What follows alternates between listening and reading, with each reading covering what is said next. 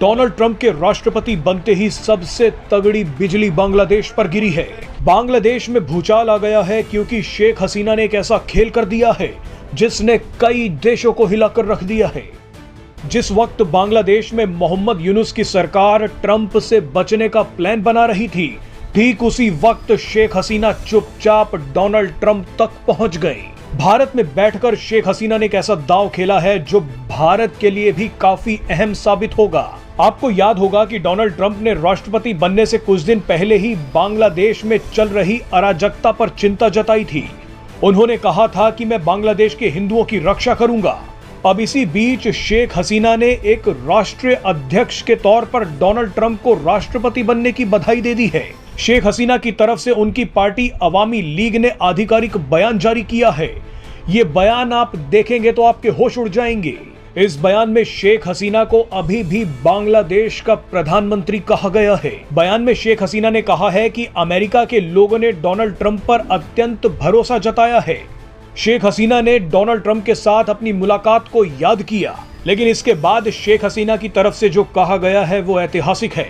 शेख हसीना ने लिखा कि डोनाल्ड ट्रंप के दूसरे कार्यकाल में अमेरिका और बांग्लादेश के रिश्ते और मजबूत होंगे। मैं राष्ट्रपति डोनाल्ड ट्रंप के साथ मिलकर बांग्लादेश की भलाई के लिए काम करूंगी। यानी खुद शेख हसीना एक प्रधानमंत्री की हैसियत के तौर पर राष्ट्रपति ट्रंप से बात कर रही हैं। शेख हसीना ने डोनाल्ड ट्रंप के साथ मिलकर बांग्लादेश के लिए लिया नया एक्शन, तो पाकिस्तान सहित चाइना को लगा बड़ा झटका। भारत ने किया बड़ा ऐलान, तो अब इससे बड़ा धमाका और क्या हो सकता है।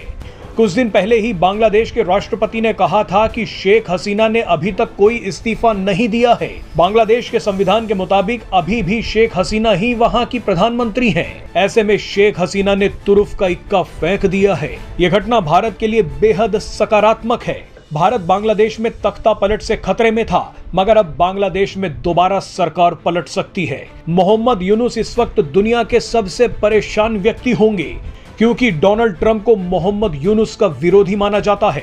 मोहम्मद यूनुस घोषित तौर पर डेमोक्रेटिक पार्टी के समर्थक हैं। मोहम्मद यूनुस ने अमेरिका में राष्ट्रपति चुनाव के दौरान डेमोक्रेटिक पार्टी के लिए कैंपेन किया और डेमोक्रेटिक पार्टी के लिए चंदे का जुगाड़ भी किया।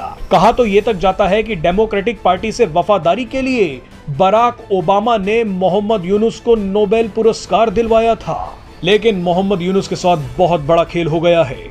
मोहम्मद यूनुस के बांग्लादेश की सत्ता में आते ही हिंदुओं पर जबरदस्त हमले हुए, लेकिन ट्रंप बोल चुके हैं कि वो इन हमलों का बदला लेंगे। यानी आप बांग्लादेश में आतिशबाजी के लिए तैयार रहिए। भारत में बैठी शेख हसीना ने कमाल कर दिया। बांग्लादेश को ऐसा लग रहा था कि शेख हसीना ने इस्तीफा दे दिया और प्राइम मिनिस्टर के पद छोड़ दिया है और शेख मुजीबुद्दीन अब प्राइम मिनिस्टर बनेंगे। लेकिन इससे भी बड़ी खबर निकल के आ रही है कि शेख हसीना ने तो कोई इस्तीफा दिया ही नहीं था।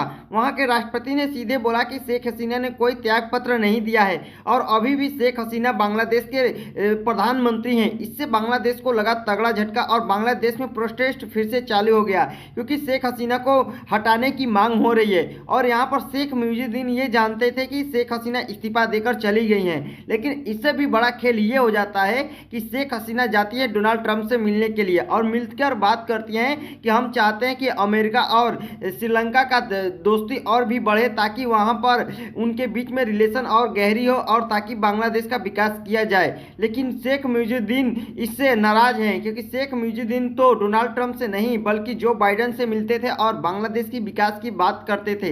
यहां पर बांग्लादेश के लिए सबसे अच्छी ये खबर है कि शेख हसीना अभी भी प्राइम मिनिस्टर हैं और वो चाहती हैं कि बांग्लादेश का विकास किया जाए। बांग्लादेश में क्या होता है और क्या नहीं होता है ये तो बाद में देखा जाएगा।